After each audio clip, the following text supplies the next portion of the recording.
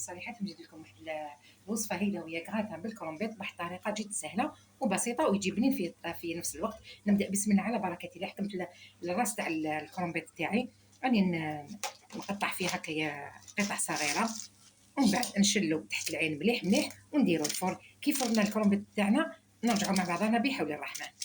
حكمت المقله درت فيها 3 مغارف تاع الزيت، نحط فيها حبه تاع البصل، زوج سكينات تاع الثوم راني قليتيهم، نضيف كميه تاع لافيون داشي،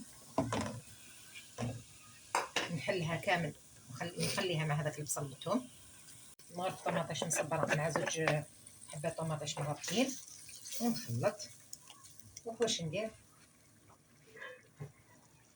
نملح الخليط تاعي، ندير فلفل كحل، شويه تاع العكري، شويه تاع الزنجبيل، شويه تاع الكركم، شويه تاع القرفه، والتوابل يطاب حسب الذوق. خلينا الخليط تاعي يطيب لي مليح. طاب لي هذيك لافيون داشي. واش ندير انايا؟ نحط انا هذاك الكرومبيط تاعي اللي فارلي يطيب لي معاه هاوليك. بعد ما فار نخليه يطيب لي مع هذيك لافيون داشي. خليت انا هذاك الكرومبيط تاعي زاد طاب لي مع هذيك مع لافيون داشي تاعي، ما زدت حتى قطره تاع الماء، خليته طاب لي مع هذاك شوفوا كيفاش لقات الماء مع هذيك الطوماطيش. خليهم يتكتكوا لي شويه ومن بعد نطفي عليه.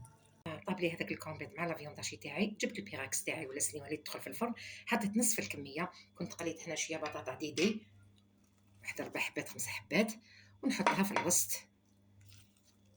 كامل على فوق هذاك الخليط الاولاني، نساويها كامل. ندير كميه تاع الفرماج، ولا عندك بورسيون تقدري ديري وديك غير شويه برك. ومن بعد نضيف الكميه الثانيه تاع الكرومبيط تاعي مع لافيون داشي ونساويهم كامل. كنت انا زدت حبات بيض ولا 3، درت لهم نص كاس تاع لا كريم فريش، ما عندكش تقدري ديري نص كاس حليب. هاك رشه تاع ملح، رشه تاع فلفل كحل، رشه خفيفه تاع الملح، ورشه تاع فلفل كحل. نخلط ونفرغ هذا الخليط فوق هذاك الكرومبيط اللي درت كيما راكم تشوفوا.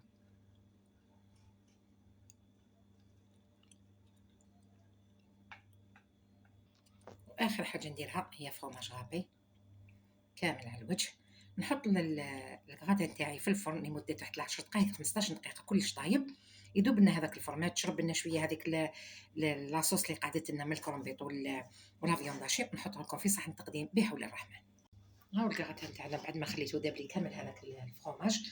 دوك نقسم لكم تشوفوا كيفاش جا ما شاء الله. خاصه ولادها ما ياكلوش الكرومبيط، ما تحسلوش كامل باللي كرومبيط. هاوليك شوفوا كيفاش جا مفرمج من الداخل. الله الله، هذيك البطاطا في الوسط. يعني نتمنى حبيبتي من كل قلبي تجربوه بهذه الطريقه البسيطه. ما تنساوش تدعموني، ديروا لي اعجاب، متابعه القناه، تفعلوا الجرس ليصلكم كل جديد والى وصفات اخرى بحول الله. والسلام عليكم ورحمه الله تعالى وبركاته.